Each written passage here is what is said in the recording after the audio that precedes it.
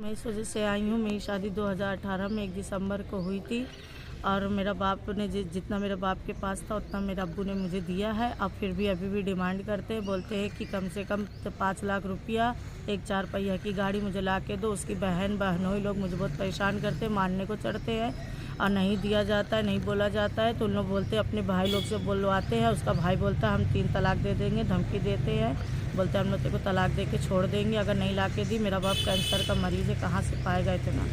हमें बहुत परेशान करते हैं इन लोग सब कोई मिल के। मुझे स्थानीय थाने में गई तो क्या हुआ?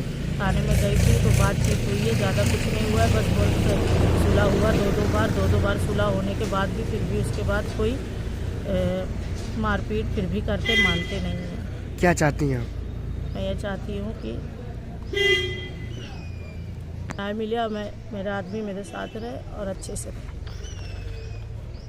कहाँ की घटना है? हबीबपुर के।